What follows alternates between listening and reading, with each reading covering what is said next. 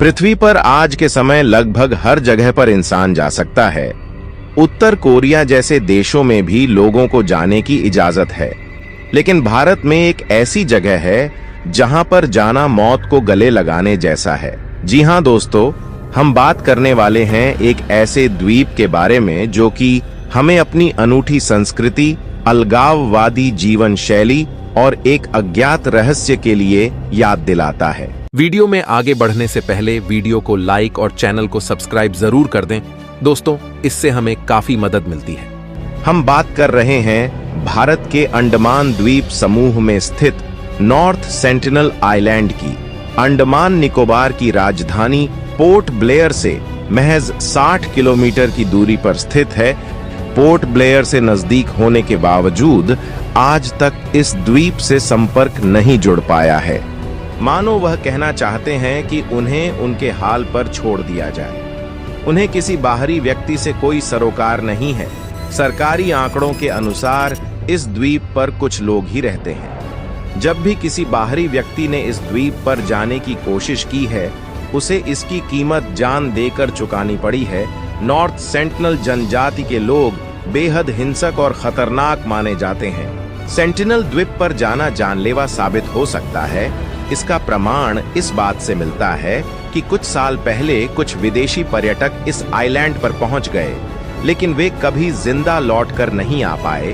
केवल उनका शव ही द्वीप से बाहर आया। फिर एक अमेरिकी पर्यटक द्वीप पर गया तो इस द्वीप पर रहने वाले सेंटिलिस जनजातीय समुदाय के आदिवासियों ने उसकी हत्या कर दी। हाल के वर्षों में अमेरिकी नागरिक जॉन एलन ने नॉर्थ सेंटिनल जाने की कोशिश की थी।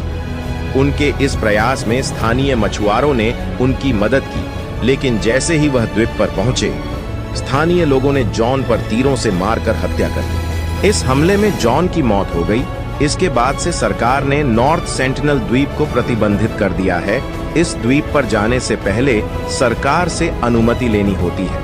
सेंटिनल आइलैंड पर आम लोगों या पर्यटकों ही नहीं, सेना और सरकारी अधिकारियों का जाना भी प्रतिबंधित है। 2004 में आई भयंकर सुनामी के बाद इंडियन कोस्ट गार्ड ने जनजाति की मदद के लिए द्वीप पर जाने की कोशिश की थी, लेकिन यहाँ के आदिवासी समूहों ने उनके हेलीकॉप्टरों पर आग के तीर से हमला कर दिया। इसके बाद द्वीप पर पहुंचने की कोशिश रोक दी गई। बता दें कि सेंटिनल आइलैंड को भारत सरकार ने संरक्षित द्वीप घोषित किया हुआ है।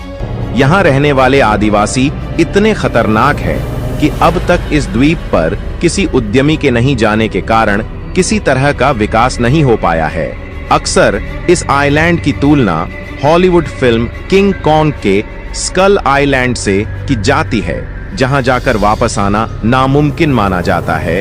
किसी भी दूसरे आम द्वीप की तरह एकदम शांत है। द्वीप पर प्रकृति का राज है।